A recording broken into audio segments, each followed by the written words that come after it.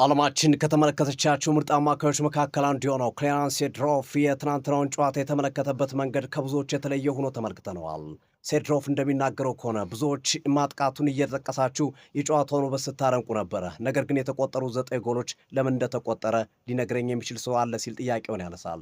ሁለቱም ቡድኖች በመከላከል ረገድ ያለባቸው ድክመት 9 ጎሎች እንዲያስተናግዱ ምክንያት ሆኗል። እናም በጨዋታ ላይ 4 እና 5 ጎል እያስተናገድክ ዋንጫ ወስዳለሁ ብሎ ማሰብ እጅግ ከባድና አስቸጋሪ ነው የሚል አስተያየቱን ሰጥቷል። ሴድሮፍ እንደሚለውም አሁንም አቋቋሜ ዝንፍ አለልም፣ የትናንትናውን ጨዋታ ተመልክቼዋለሁ። የዘንድሮ አውሮፓ ሻምፒዮንስ ሊግ ያርሰናል ይመስለኛል።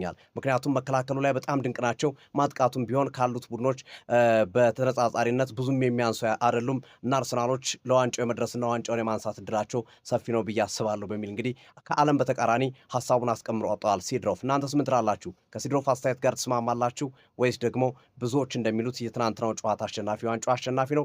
ጨዋታውም እጅግ ውብና ያማረ ድንቅ ጨዋታ የነበረና በሁሉም መንገድ የእግር ኳስን መመዘኛዎች የማሟላ ነው ትላላችሁ? በሱ በኩል ግን መከላከሉ የጎደለበት ወንፊት የሆነ የመከላከል ሂደት ተመለከትንበትና በእግር ኳስ ማሟላት ከሚገባቸው ነገሮች መካከል ትልቁን ነገር የሳተ ሲል ሀሳቡን ሰጥቷል። ሀሳብ ስጡበት። የፕላስ ምልክቱ በመጫን ፎሎ ያርጉ። ይህ ትርታ ስሪ ስፖርት